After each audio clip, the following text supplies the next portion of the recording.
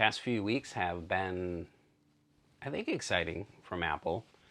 They introduced two new iPads. They also introduced a new Apple TV, and all these iPads have USB-C.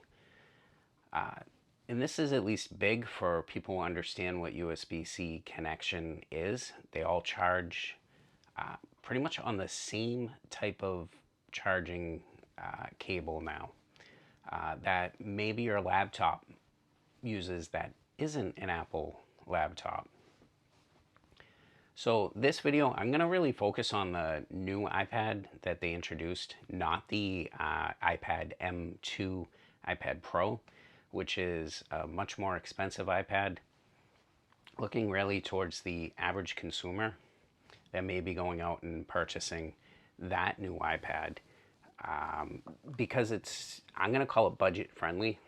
They're introducing, I think, the price at $450, and they do have another iPad that's already been out in the market for a while, which is the 9th generation iPad, and that one's about $329. Doing both of these, I guess, educational wise, if you were, a student or your child is in school, you can get an educational discount in terms maybe that 9th generation iPad, which is the budget one, around like I think $309 for the entry level one. And I'm not too sure about the price on the newer iPad, but retail price, it's about $450. All right, so that budget friendly iPad looks like this now. It has a newer design, which has the flat edges instead of curved edges. And they've removed the fingerprint scanner that was on the bottom, and they put it on the power button. All right. One big thing with these iPads. So if you don't know, this iPad that I'm holding up in my hand is the iPad Air 5. This is the most up-to-date iPad Air. This one retails for about $599.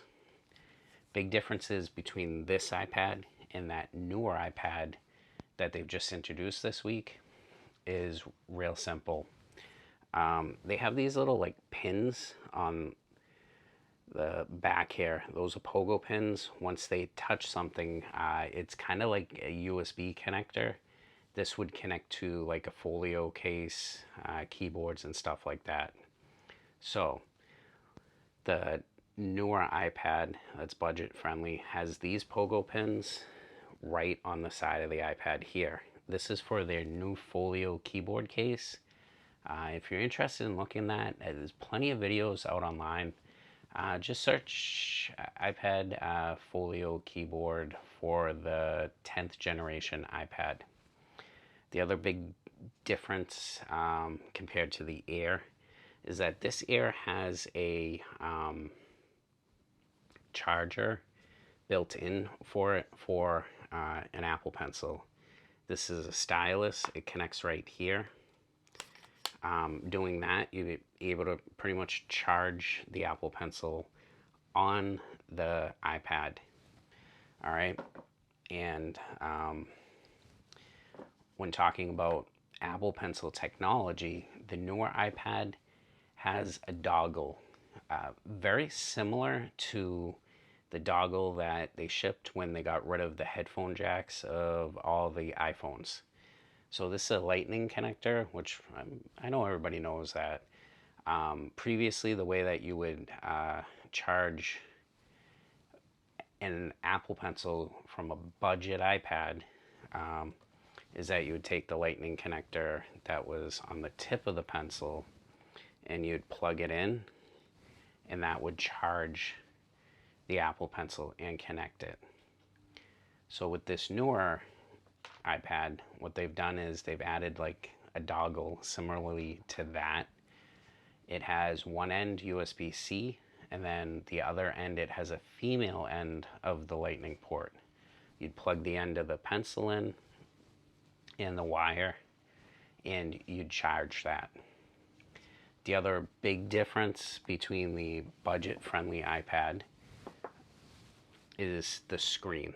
So the screen itself doesn't have a laminated screen. That just means that there's a little air gap between the glass and the display. Now, with the budget friendly iPad, it has that, gap. It has a glass there. The reason why that they don't laminate the screens is, I'm going to go with, the main reason is this may be marketed towards that educational field and budget friendly field. iPad like that with those screens, say they drop, hopefully the only thing that's going to break is the glass and not the screen itself. So it's inexpensive to just replace the glass than the whole screen.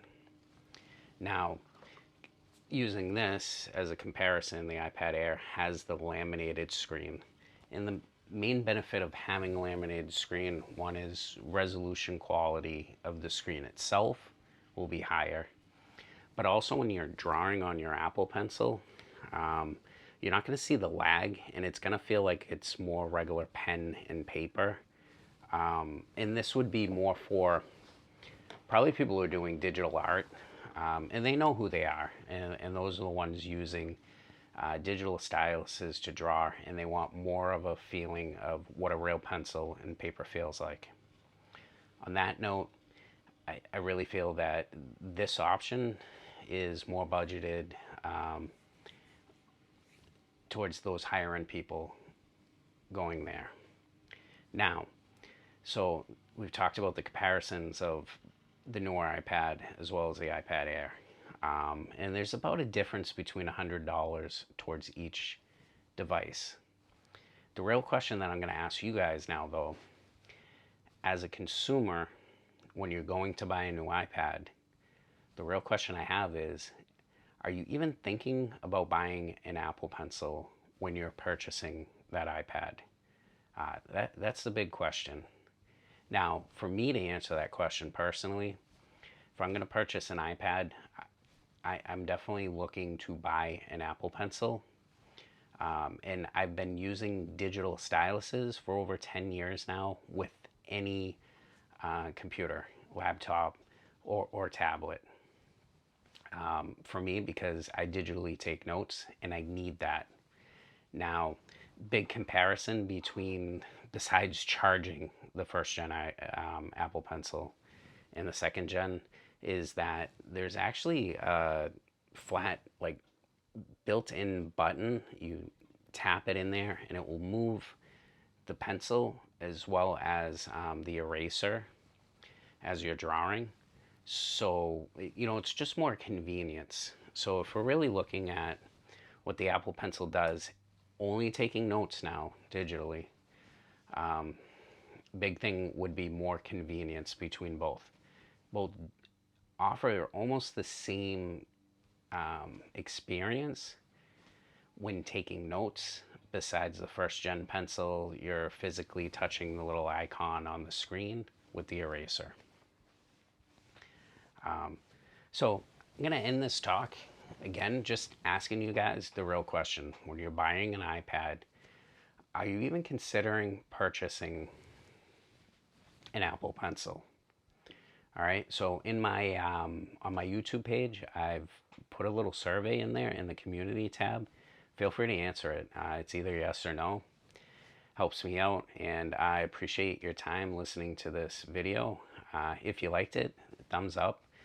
Also consider subscribing. It helps me out, and thank you again. I'll see you in my next video.